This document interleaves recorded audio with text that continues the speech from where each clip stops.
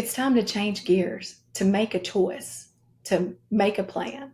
My husband says if you fail to plan, you plan to fail. And that is so true. And life is worth living, y'all, and you're worth living life. So be a participant in it.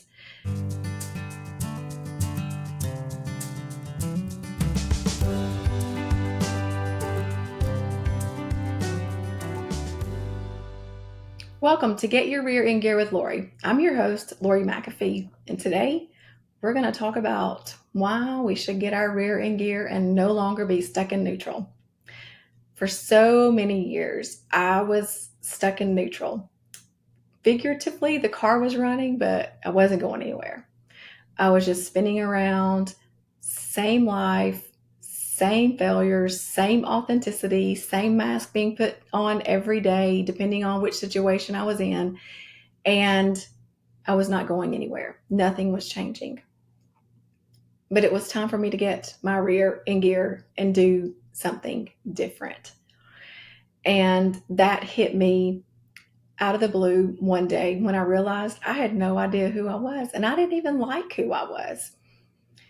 And so, what caused me to get there? How did I get there? It was a phase of life.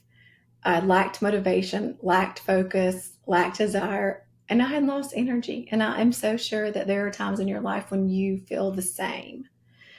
And that's the reason that I have a podcast named Get Your Rear in Gear with Lori.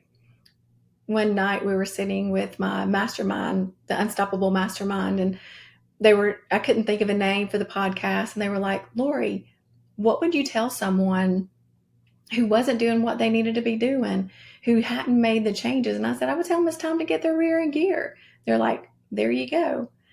So I want to help you get your rear in gear and shift out of neutral and to be the person that you were created to be.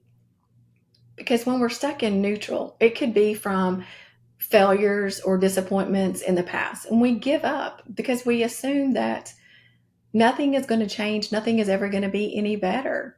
And so we just don't even try. And you're right, because if nothing changes, nothing changes. And when we're stuck in neutral, it's safe. We don't have to try to change. We don't have to move forward. It's less demanding. We can put a smile on and look like on the outside that everything is just fine, but nothing changes in our life. Nothing gets better. And so change it requires action, and it can be risky. It can be risky to make those changes because there are some people that aren't gonna understand why you're doing what you're doing. There are some people who are going to be offended by that. And then sometimes because of that, we will shift back into neutral, and then we blame the other person on that. And we're in victim gear at that point. And that seems easier to stay because we don't have to change. It doesn't require that we make a change if we are stuck in victim gear.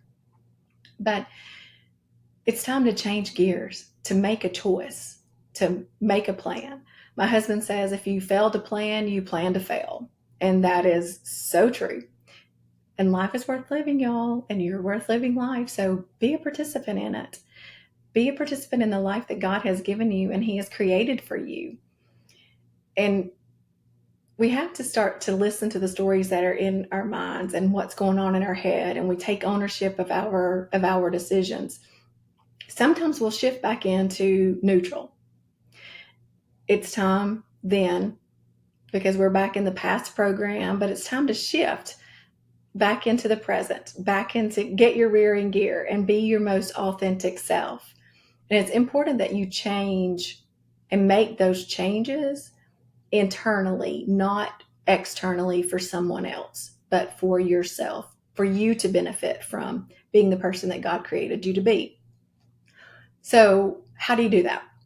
Well, go back to what God says about you, who He says you are, that you are worthy, you are loved, you are favored, that you are created for a purpose, you are unique. And if we want to transform our life, we have to first transform our mind and align our mind with those truths that God tells us. And I like the way that the Message translates this scripture. It is Romans 12:2, and it says, "Fix your attention on God.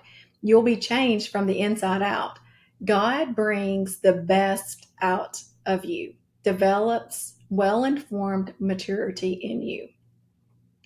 And if you want to take your life out of neutral, then fix your attention on God. Let Him establish His life for you and the thoughts that He has for you, align those, the purposes that He has for you. And He's going to give you the vision. When I got my rear end gear and shifted into drive rather than being in neutral, it was like my whole, everything that I had ever been created for was laid out in front of me. God was like, I want you to coach lives and help women to change their lives, help people to change their lives. I want you to speak to the masses and tell people these, what you went through and experienced. And I want you to put it on paper and write it. And because I don't have, and y'all have heard me say this many times, a college education, then I felt like I couldn't do that. But when that shifted in me and I got my rear end gear, I was a purpose-driven writer. I become an author at that point. And little did I know that 3 years later, I would be publishing my first book, Burning Hope. And so I allowed God to help me get my life in gear and align my life with His purpose. I opened that door for Him to come in and to help me out with that. And if our life isn't going as we want it to, then ask God, what's going on? Because there are still times that I will revert back into neutral. And I'm like, God, okay, I've already been here. Tell me what's going on. And it's been a trigger or something that's come up for me and that I need to continue to peel those layers back and to work through. But He is still working inside me to prepare me to speak, to prepare more books to come out, to prepare women to want to change their life and join the coaching programs that I offer. But it's so important that we continue to move forward and move into the people that He created us to be. Y'all, He did not give us a spirit of fear and a spirit to not move forward, but of power. And we don't know what power we have until we shift out of neutral into gear, because then we're able to know. We're able to put the pedal to the metal and move forward into the people that God created us to be. But it takes us making a decision to change. And so I want to encourage you today, go back to who God says you are. Go back to the truth of who you are.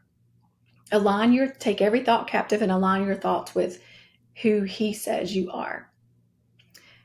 Don't listen to the things that are on repeat, and don't listen to other people, because other people, if you allow other people to take your power and you give them the keys to drive your car, then you are allowing them to dictate your life, and they should not be able to dictate your life. You do that through God. And whatever He's called you to, He's going to give you the grace for that. He's going to help you out throughout that entire process, because He takes pleasure in seeing us fulfill our purpose and knowing that we have been obedient and surrendered to the call that He has on our lives. And you have an unimaginable amount of power. It's like owning a Corvette, but driving it like it is a Volkswagen Rabbit that is old and barely running. So it's time that you shift gears, that you get your rear end gear. You take back your power. You know and you love who God created you to be, and you move forward in that. You never know how much power you have until you try. So I want to challenge you. Get your rear end gear to become the person that God created you to be.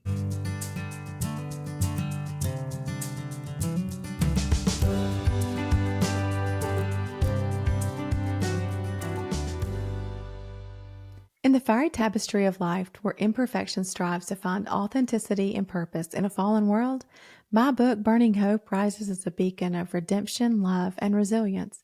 The book casts a spotlight on the profound interaction between self-worth, self-expression, and the unyielding power of love, painting a vivid picture of human desire and the trials of faith. At the heart of the narrative lies the touching story of Gabby and Griffin. Their relationship, laden with unexpected twists and obstacles, is a reflection of the unmistakable human yearning for love and acceptance. Both characters, like many of us, grapple with the feelings of abandonment, shame, and despair. As they navigate their paths, they are often entangled by the worldly temptations, illustrating the delicate dance between romance and faith. Yet the story isn't just about love's challenges, it's a profound exploration of personal growth. The narrative delves into struggles of clarity and confidence, revealing that these are not just individual battles but universal ones. The character's journey highlights the role of faith as an anchor, guiding them through their darkest hour. Burning Hope drives home the transformative message that confronting our pain instead of escaping it is the true pathway to healing. And it's through God's grace, depicted as a gentle breeze amid life's raging fire, that we encounter redemption. As Gabby and Griffin discover love possesses the incredible power to mend the invisible scars of their past, proving that it is never too late to find redemption and step into the life that was destined for us. In the end, Burning Hope stands not just as a tale, but a poignant reflection of life itself, affirming that even amidst the fiercest storms of despair and betrayal, the ember of hope, fueled by love and faith, can burn eternally bright.